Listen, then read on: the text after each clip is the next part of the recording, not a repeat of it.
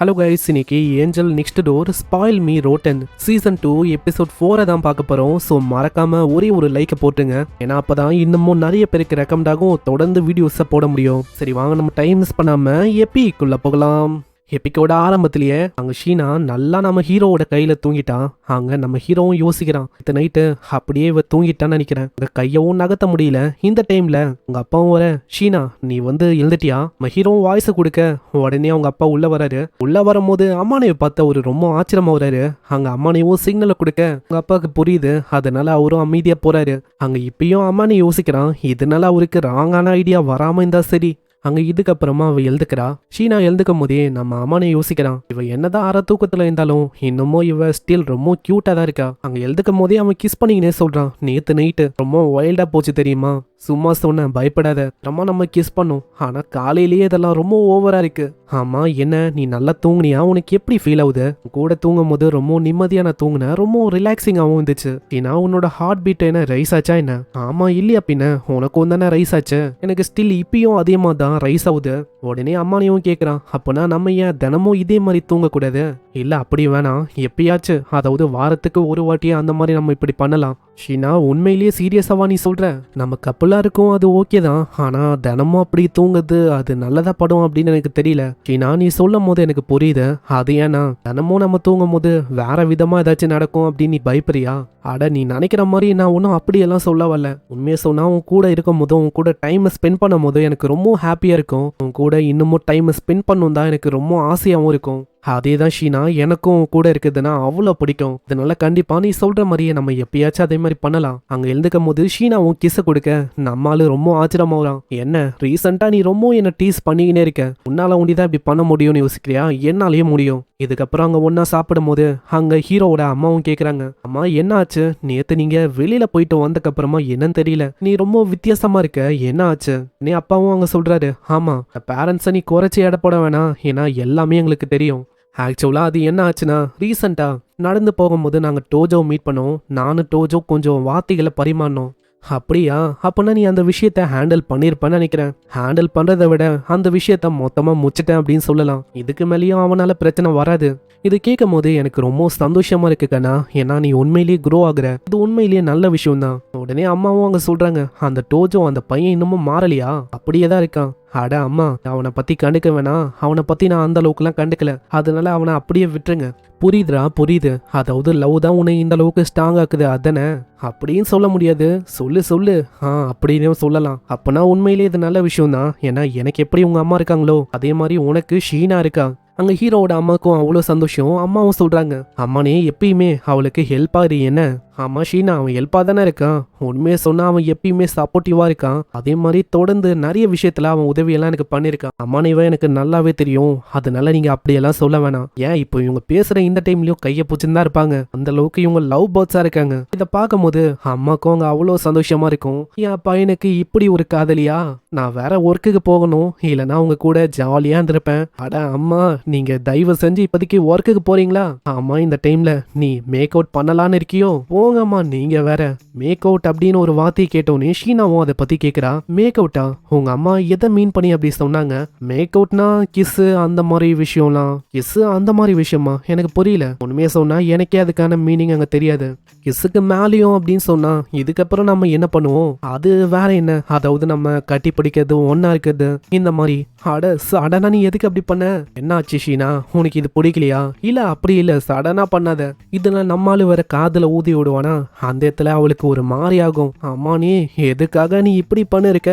யோசிச்சு பாரு, ஒருத்தங்களுக்கு இந்த மாதிரி விஷயம் பிடிக்கலன்னா அவங்களுக்கு அப்படி பண்ணா எப்படி ஃபீல் ஆகும்? அதனால தயவு செஞ்சு இப்படி பண்ணாத. உன்கிட்ட எவ்வளவு நான் சொல்றேனோ இந்த மாதிரி நீ பண்ணிருக்க. நான் கேள்விப்பட்ட அந்த சைல்ட்ஹுட் விஷயத்தை பத்தி இன்னமும் உனக்கு நிறைய சொல்லணும்னு நினைக்கிறேன். இல்ல அதுக்கு அவசியம் இல்ல, வேணாம். அந்த இடத்துல நம்ம ஹீரோ அப்படியே டச் பண்ணுவான். அங்க கையை பார்த்துக்கினே அவ சொல்றான், உண்மையை சொன்னா உன்னோட கை வந்து ரொம்ப பெருசா இருக்கு தெரியுமா, எனக்கு உன்னோட பெரிய கை பிடிச்சிருக்கு. அப்படியா? உனக்கு டச் பண்றது ஓகேவா? நேத்துல அப்படியே வயிறு கிட்ட கொண்டு போயினே அவன் சொல்றான், என்ன இது ஓகேவா இல்ல மேல இன்னமும் கொண்டு போவா? அங்க இதை கேட்ட உடனே அவ இன்னமும் வைக்கப்படுவா. ஆனா நான் அதை மீற மாட்டேன், ஸ்டில் நான் இப்பயும் ஒரு பையன், அதனால என் கிட்ட ஜாக்கிரதையா இருக்கிறது நல்ல விஷயமா இருக்கும்.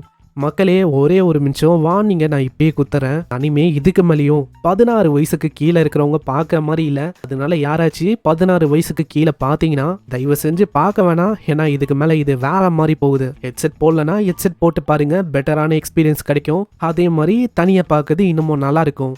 கண்டினியூ பண்ணலாம். அம்மானே உனக்கு அவ்வளோ பேடா என்னை டச் பண்ணோன்னா நீ பண்ணணும்னா பண்ணலாம். இப்படி சொன்னோனே நம்ம ஹீரோ அப்படியே கட்டி அணைக்கிறான். கிஸ் பண்ணிங்கன்னே அவன் சொல்றான். இதே மாதிரி போச்சுன்னா இதுக்கு மேலேயும் என்னால் ஸ்டாப் பண்ண முடியாதுன்னு நினைக்கிறேன். என்ன அவ்வளோதான், இப்படியே கிஸ் பண்றது என்ன, இப்படி அவங்க ரொம்ப ஜாலியா இருக்காங்க. அங்க இதுக்கப்புறம் ஷீனா ரொம்ப வெக்கப்படுறா.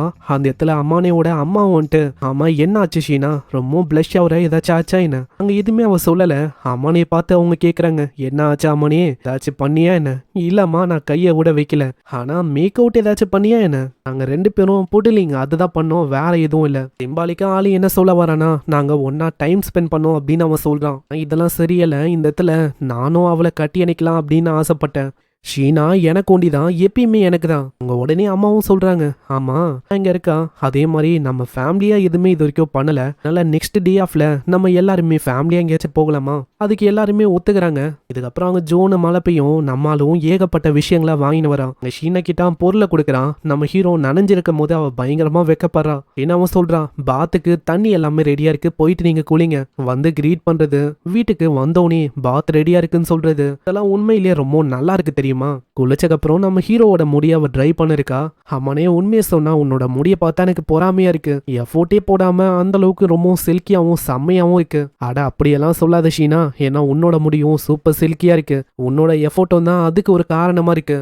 ஆனா உண்மையை சொன்னா அது பெருசா இருக்கு, அதனால அது கஷ்டம் தான். அம்மனே என்னோட முடி பெருசா இருந்தா உனக்கு பிடிக்குமா இல்ல சின்னதா இருந்தா உனக்கு பிடிக்குமா? உண்மையை சொன்னா நீ எப்படி இருந்தாலும் எனக்கு ஓகே தான். எனக்கு இப்போ இருக்கிறதே ஓகே அப்படின்னு தான் தோணுது தெரியுமா? இதுக்காக நீ இப்படி சொல்ற, அது என்னன்னா எனக்கு நீ முடி மேல இந்த அளவுக்கு கேரிங் பண்ணும் போது அது எனக்கு ரொம்ப பிடிக்கும். இந்த அளவுக்கு நீ கேர் எடுக்கிறேன்னு இப்போ நானே சடனா என்னோட ஆஸ்டில மாத்துறேனே வச்சுக்கோயேன், அப்போ உனக்கு எப்படி ஃபீல் ஆகும்? நீ எப்படி ஆஸ்டில வச்சாலும் நான் கண்டிப்பா ஒத்துப்பேன். அதே மாதிரி தான் எனக்கும், நானும் நீ எப்படி வச்சாலும் நான் தாராளமா அதுக்கு ஒத்துப்பேன். ஆனா அம்மானே நான் ஒரு விஷயத்த சொல்லி ஆகணும். நனைஞ்சு போய் வரும்போது முடி அப்படியே தூக்குனல ரொம்ப செக்ஸியாவும் கூலாவும் இந்த தெரியுமா?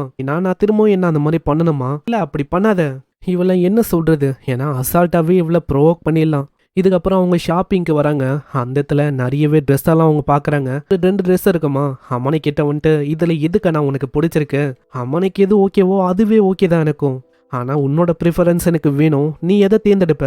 மஞ்சள் கலர்ல செம்மையா ஒரு ட்ரெஸ் இருக்கும், அதை எடுக்க சொல்லியே ஆகணும். ஷீனா மேல இது ரொம்ப அழகா இருக்கு. அங்க இதே மாதிரி அம்மானிக்கும் அவங்க ஏகப்பட்ட ட்ரெஸ் எடுக்கிறாங்க.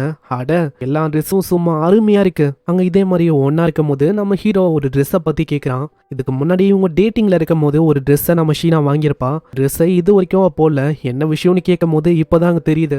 என்னன்னா நம்ம தனியா டேட்டிங் பண்ணும் போது அதை போடலாம் அப்படின்னு நான் யோசிச்சேன். நம்ம இப்போ ஃபேமிலியா என் பேரண்ட்ஸ் கூட இருக்கும், அதனால தானே நீ இப்படி சொல்ற. ஓகே, அப்பனா நெக்ஸ்ட் டைம் நம்ம தனியா எங்கேயாச்சும் போகும்போது அது உனக்கு ரொம்ப நல்லா இருக்கும். அப்புறம் ஒரு நாள் இவங்க வெளியில போலான்னு யோசிப்பாங்க.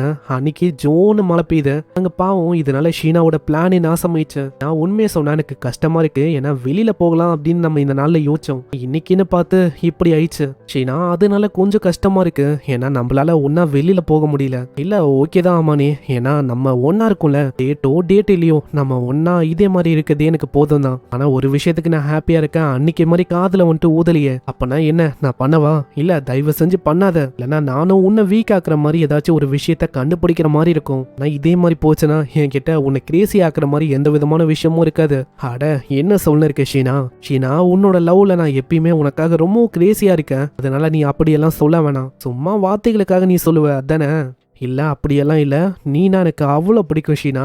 அங்க இதே மாதிரி ரொம்ப ஜாலியா இருக்கிறது என்ன, டைம் ஸ்பெண்ட் பண்றது என்ன, இப்படிதான் உங்களோட வாழ்க்கை அங்க போகுது. அங்க அம்மானே பாத்திரத்தை கழுவும் போது அங்க ஷீனா அந்த ட்ரெஸ்ஸை போட்டு வரா. டேட் அப்போ இந்த ட்ரெஸ்ஸை போடலாம் அப்படின்னு நான் யோசிச்சேன். இருந்தாலும் உனக்காக நான் இதை போட்டிருக்கேன், இது நல்லா இருக்கா? ஷீனா இந்த ட்ரெஸ் உன் மேல ஃபென்டாஸ்டிக்கா இருக்கு. வார்த்தைகளால இது இன்னமும் தெளிவா நான் சொன்னா, இதுல அப்படியே நீ க்ளோ ஆகுற. இந்த ட்ரெஸ்ஸனால நீ ஸ்லிம்மா இருக்க, அதே மாதிரி டாலாவும் இருக்க. ஏதோ அந்த ட்ரெஸ்ஸுக்கே புதுசா உயிர் வந்த மாதிரி எனக்கு ஃபீல் ஆகுது. இன்னமும் எலாபரேட்டா சொல்லிட்டே போலானா அந்த ட்ரெஸ்ல இருக்க கோடு எப்படின்னு சொல்லலான்னு வருவான். அதுக்குள்ள அவ தடுக்கிறா, போதும் போதும், இதே மாதிரி எவ்வளவுதான் என்ன ஃபிளாட்டர் ஆக்குவ, போதும் நித்து. இதுக்கப்புறம் அங்க ஒன்னா உட்காந்து இருக்காங்க.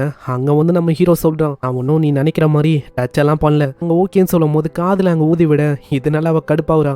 எத்தனை வாட்டி சொல்லியிருக்கேன் இந்த மாதிரி பண்ணாத, ஆனா ஏதோ ஒண்ணு இப்ப எனக்கு தெரியும் ஆமானே உனக்கு இந்த மாதிரி ட்ரெஸ்னா அவ்வளவு பிடிக்கும்னு.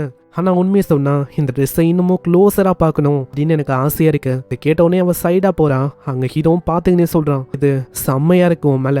அதுக்குள்ளேயேவா என்னதான் நம்ம டேட்ல இல்லாம இருந்தாலும் ஸ்டில் இப்பயும் இது வீடா இருந்தாலும் நம்மளுக்கு டேட்டு மாதிரி தான். நீ இப்படியெல்லாம் சொல்லும் போது எனக்கு ரொம்ப ஓவர் வார்மிங்கா ஃபீல் ஆகுது தெரியுமா. ஆனா நான் எப்பயுமே இப்படி தானே. இல்ல நான் அப்படி ஒன்றும் சொல்லல. இந்த மாதிரி வார்த்தைகளை என்னால ஏத்துக்க முடியல. ரொம்ப பயங்கரமா இருக்கு. அதாவது இதையும் பயங்கரமா ரைஸ் அப் ஆகுது.